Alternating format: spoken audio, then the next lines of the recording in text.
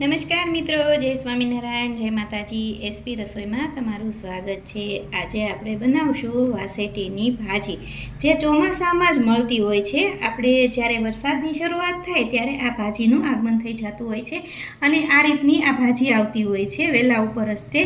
અને વાસેટીની ભાજી અથવા તો ડોડીની ભાજી પણ કહેવામાં આવે છે. તો મેં અહીંયા 250 ગ્રામ વાસેટીની ભાજી લીધી છે અને આપણે વાસેટીની ભાજી બનાવવા માટે તેલનો ઉપયોગ કરવાનો છે. તો આમાં તેલનું પ્રમાણ થોડુંક વધારે હોય છે. તો મેં 1 કપ તેલ લીધું છે અને 2 ગાંઠિયા લસણની કળી લીધી છે, જેને મેં ઝીણી ઝીણી કટકી કરી લીધી છે. હિંગ લીધી છે, હળદર, ધાણા જીરું અને લસણની ચટણી 2 ચમચી. આપણે જરૂર પ્રમાણે આપણે લસણની ચટણીનો ઉપયોગ કરશું. તો આપણે પહેલાં ભાજીને વીણી લેવાની છે. તો આપણે એક પ્લેટ લઈ લેવી. જો આવી રીતની ભાજી આવતી હોય છે તો એને આપણે આવી રીતે કાપી લેવાની છે. જો આવી રીતે આ ભાજીને વીણવામાં આવે છે. હું તમને બતાવી દઉં. આવી રીતે આપણે ડોડીને અલગ કરી લેવાની છે. તો બધી જ ભાજીને આપણે આવી રીતે વીણી લઈશું.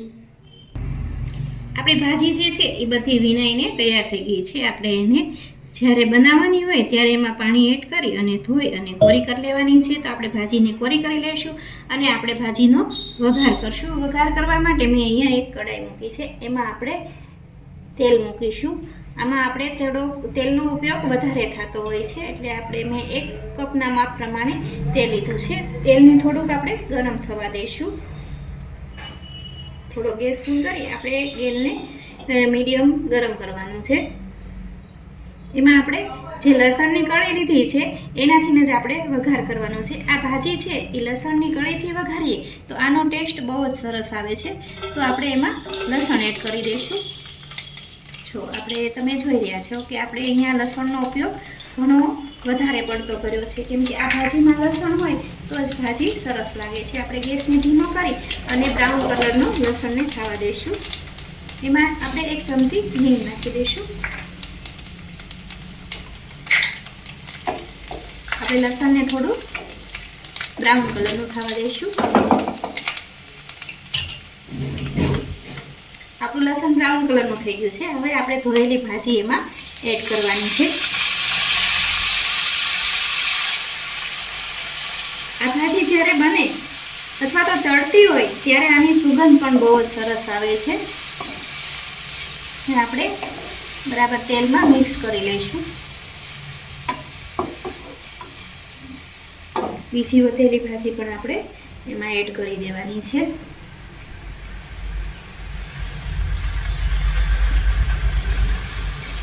અત્યારે આ ભાજીનું પ્રમાણ છે એ થોડુંક વધારે લાગી રહ્યું છે, પણ જ્યારે એ ચડી જશે ત્યારે એ એકદમ ગળી જશે.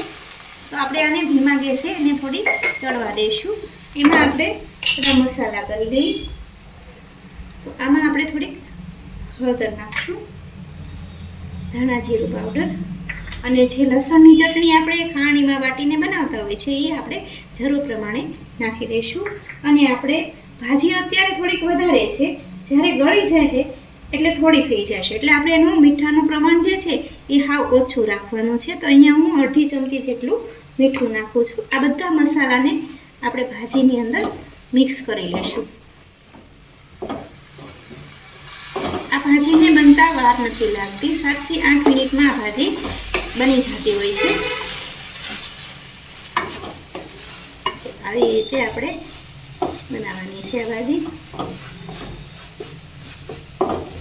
બરાબર લસણની ચટણી ને આપણે એની અંદર મિક્સ કરી લેવાની છે.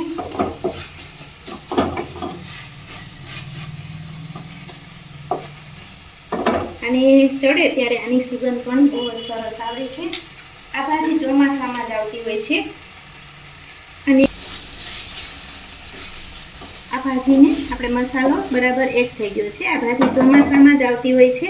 ભાગ જોગે જ આ ખાવા મળે છે. તો આપણે આ ભાજીને થોડુંક ચડવા દેવા માટે એમાં આપણે થોડું 2 થી 3 ચમચી જેટલું પાણીનો ઉપયોગ કરવાનો છે અને બરાબર મસાલાને ચડવા દેવાનો છે. આમાં કહેવામાં આવે છે કે જો કોઈને વાહ થયો હોય તો પણ આ ભાજી ખૂબ જ ગુણકારી છે અને નાના બાળકોને પણ આ ભાજી ખવડાવવી જોઈએ, કેમ કે આ ભાજી જે છે એ વિટામિનથી ભરપૂર હોય છે. આને આપણે 5 થી 6 મિનિટ ચડવા દઈશું. આવી જ રીતે ખુલ્લું આપણે એને થોડીક વાર ચડવા દઈશું, એટલે બધા જે મસાલા છે એ સરસ મજાના અંદર એડ થઈ જશે.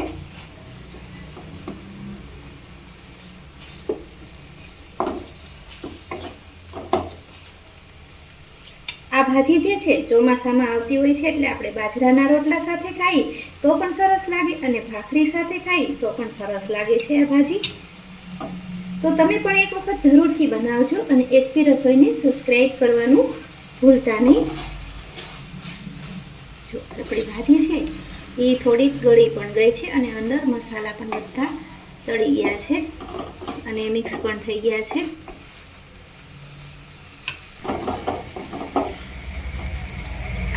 જો આપણી ભાજી છે એ એકદમ સરસ ચડી રહી છે. આપણે એને થોડીક વાર હજી કૂક થવા દઈશું. એમાં હું થોડુંક હજી પાણી નાખું છું અને થોડીક વાર એને ચડવા દઉં છું. તો હું 2 ચમચી જેટલું એમાં પાણી એડ કરું છું. ટોટલ આપણે 3 થી 4 ચમચી જેટલું પાણી એમાં મિક્સ કર્યું છે, જેથી કરીને આપણી ભાજી જે છે એ એકદમ ગળી જાય. જો આ ભાજી ચડી જાય તો ખાવામાં ખૂબ જ સરસ લાગતી હોય છે. તો આનું પાણી બળે એટલી વાર આપણે એને કૂક થવા દેવાનું છે.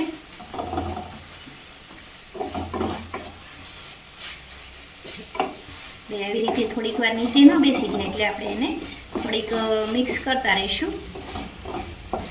તમે જોઈ રહ્યા છો કે અંદર લસણ અને મસાલાની સુગંધ પણ સરસ આવે છે અને લસણ પણ સરસ દેખાય છે.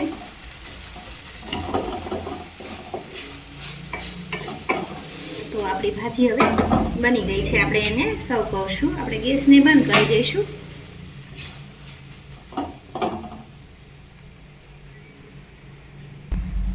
આપણી ભાજી જે છે એ બનીને તૈયાર થઈ ગયા છે. એકદમ સરસ અને ટેસ્ટી લસણથી ભરપૂર એવી આપણી વાસેટીની ભાજી બની ગઈ છે. તો આપણે એને બાજરાના રોટલા સાથે સર્વ કરશું. આ ભાજી જે છે એ વિટામિનથી ભરપૂર હોય છે. તો આ ભાજી નાના બાળકોને પણ ખવડાવવી ખૂબ જરૂરી છે. આમાં રોગ પ્રતિકારક શક્તિ પણ હોય છે. તો આપણી ભાજી જે છે એ બની ગઈ છે. મેં અહીંયા બાજરાના રોટલા સાથે સર્વ કરી છે, કેમ કે આ ભાજી જે છે એ બાજરાના રોટલા સાથે ખૂબ જ ટેસ્ટી લાગે છે. તો આપણે બાજરાનો રોટલો અને વાસેટીની ભાજી તૈયાર છે.